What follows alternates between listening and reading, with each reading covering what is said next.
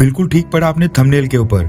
मोदी सरकार ने दुनिया भर के 68 देशों को बायलैटरल इन्वेस्टमेंट ट्रीटीज का टर्मिनेशन लेटर हाथ में पकड़ा दिया है। एंड ये मोदी सरकार का बहुत ही एग्रेसिव स्टेप माना जा रहा है, जो भारत को इकोनॉमिक सुपर पावर बनाने की और सबसे इम्पोर्टेंट स्टेप के तौर पर देखा जा रहा है। वैसे जिनको नहीं पता उनकी जानकारी के लिए बता दूं कि बायलैटरल इन्वेस्टमेंट ट्रीटी दो देशों के बीच एक तरह का एग्रीमेंट होता है, जिसमें दोनों देशों की सरकारों और कंपनीज की पब्लिक और प्राइवेट इन्वेस्टमेंट के लिए कुछ टर्म्स और कंडीशन तय की जाती हैं। फॉर एग्जाम्पल, ब्रिटेन की कोई कंपनी भारत के अंदर कोई निवेश करती है या फिर भारत की कोई कंपनी ब्रिटेन के अंदर निवेश करती है, तो उसकी क्या टर्म्स और कंडीशन होंगी, कंपनीज को क्या इंसेंटिव्स मिलेंगे, क्या बेनिफिट्स होंगे, ये सब कुछ तय होता है जब ब्रिटेन और भारत आपस में बायलैटरल इन्वेस्टमेंट ट्रीटी साइन करेंगे। सेम इसी तरह भारत ने दुनिया के कई सारे देशों के साथ बायलैटरल इन्वेस्टमेंट ट्रीटी साइन की थी। अब होता क्या है कि जब दो देशों के बीच FDI के लिए बायलैटरल इन्वेस्टमेंट ट्रीटी साइन होती है या फिर फ्री ट्रेड एग्रीमेंट जैसे इकोनॉमिक और ट्रेड पैक्ट साइन होते हैं,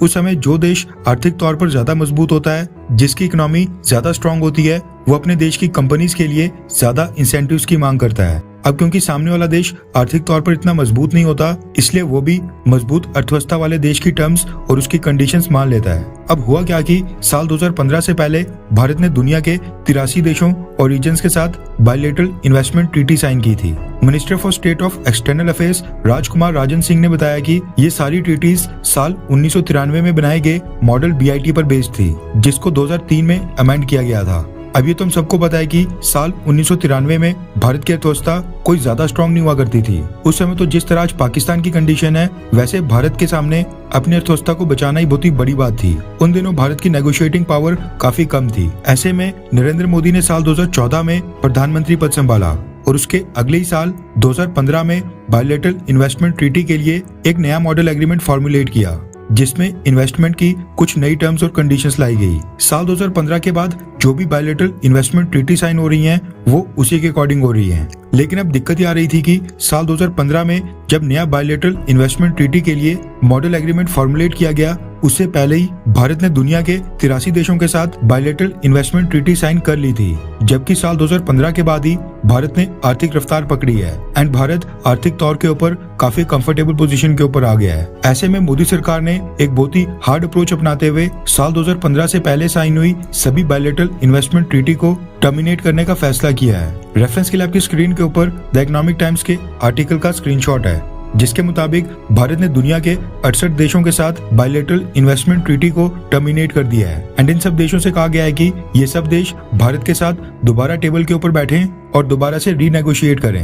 ये बहुत ही एग्रेसिव स्टेप माना जा रहा है। मोदी सरकार चाहती है कि भारत की मजबूत होती अर्थव्यवस्था का फायदा रीनेगोशिएशंस के दौरान भारत को मिले। साल 2015 से पहले 83 देशों के साथ बायलैटरल इन्वेस्टमेंट ट्रीटी साइन कर ली गई थी, जिसमें से 74 देशों के साथ ये एग्रीमेंट लागू किया गया था। इन 74 देशों में से 68 देशों को टर्मिनेशन लेटर हाथ में दे दिया गया है, जबकि बाकी बचे 6 देशों के साथ बायलैटरल इन्वेस्टमेंट ट्रीटी अभी भी एक्टिव है।